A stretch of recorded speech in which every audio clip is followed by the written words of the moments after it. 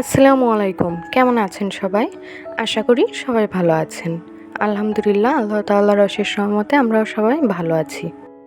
সবাইকে ওয়েলকাম করছি জান্নাতের সুখের নিরে আমার নতুন আরও একটি লাইফস্টাইল ব্লগ ভিডিও দেখার জন্য আমি জান্নাত।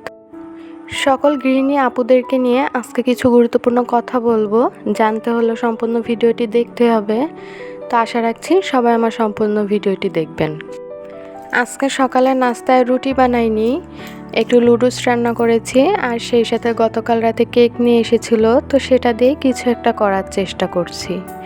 আমাদের এখানে যে বড় বাজারটা রয়েছে ওইখানে না এরকম স্লাইস যে কেকগুলা পাওয়া যায়, ওই কেকগুলা দুধ দিয়ে আর হালকা সামান্য চিনি দিয়ে তারপরে বিক্রি করে। জায়গাটা বেশ জমজমাট আর দেখি অনেক লোকজনও খেয়ে থাকে। তো আমি বাইরের খাবার খুব বেশি একটা খাই না, যার জন্য আমি কখনো খেয়ে দেখিনি। তো আজকে ভাবলাম একটু বাসায় ট্রাই করে দেখি যে কেমন লাগে। তো আলহামদুলিল্লাহ খেতে ভীষণ মজার ছিল। তো এখানে মা মেয়ে নাস্তা করে নিচ্ছি।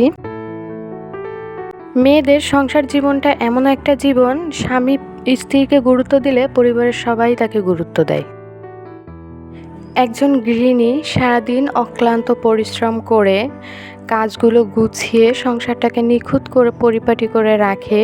তার মধ্যে যদি কোনো ছোটোখাটো কাজের ত্রুটি থেকে যায় তাহলে দিন শেষে তাকে শুনতে হয় সারাদিন করেছোটা কি, একটা কাজও ঠিক করে করতে পারো না। আমার সংসারের আমি একাই রানি, তো আমাকে এই কথাগুলো বলার মতো কেউ নেই। তারপরেও কিছু কিছু মেয়েদের কিন্তু এই কথাগুলো শুনতেই হয়। পিছনে বদনাম করে সামনে আন্তরিকতা দেখানো মানুষগুলো থেকে দূরে থাকাই উত্তম, কারণ এরা প্রকাশ্যে শত্রুর চেয়েও ভয়ঙ্কর।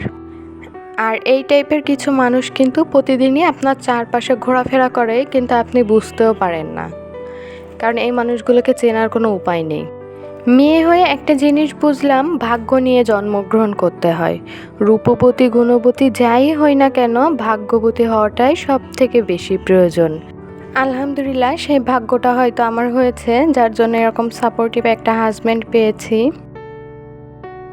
আমার সুখের সংসারে একজোড়া পাখি বাসা বাঁধার চেষ্টা করছে, তো সেটাই আপনাদেরকে একটু দেখালাম। ওরাও হয়তো ওদের সুখের নীড় এখানে খুঁজে পেয়েছে।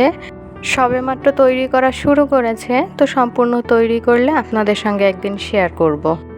প্রতিটা গৃহিণীরই কিন্তু কিছু কিছু বেসিক কাজ রয়েছে, যে কাজগুলো কিন্তু তাকে প্রতিদিন করতেই হয়, আর সবাই এই কাজগুলো করে থাকে। তার বাইরেও কিন্তু অনেক ছোট বড় সবার ইচ্ছে অনিচ্ছা রয়েছে, সেই কাজগুলো তাকে করতে হয়। তারপরেও কেন জানি কিছু কিছু মানুষ মনে করে যে সারাদিন সে কোনো কাজই করে না। আমি বুঝি না এই মানুষগুলো কি চোখে দেখতে পায় না, বা এরা দেখেও কখনো বোঝার চেষ্টা করে না হয়তো। আবার অনেকে আছে গ্রামের কিছু কিছু মুরব্বীরা আসবে, বসবে, গল্প করতে করতে বলে যাবে যে শহরের কাজের সাথে গ্রামের কাজের ভিতরে অনেক তফাৎ রয়েছে, অথবা তারা যে অনেক অনেক কাজ করতো, এখনের মেয়েরা খুব বেশি একটা কাজ করতে পারে না বা কাজ করে না, এই সব কথাগুলো বলবে।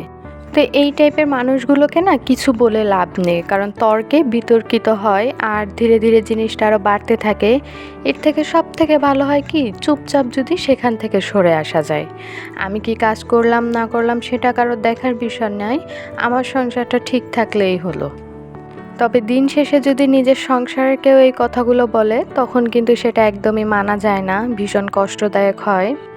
আমরা প্রতিটা গৃহিণী কিন্তু প্রতিদিন অনেক অনেক কাজ করে থাকি আর অনেক পরিশ্রম করে থাকি। আমাদের কাজগুলো যে সকল মানুষের চোখে পড়ে না, আমার মনে হয় তাদেরকে একদিন সংসারের দায়িত্বটা দিলে হয়তো বুঝতে পারবে যে সংসার জিনিসটা কি, একটা সংসার সামলানো কতটা কঠিন বিষয়। চাইলেই কিন্তু সব মেয়েদেরকে দিয়ে সংসার করানো যায় না, একটা গোছানো পরিপাটি সংসার কিন্তু সবাই চাইলেই গড়ে তুলতে পারে না।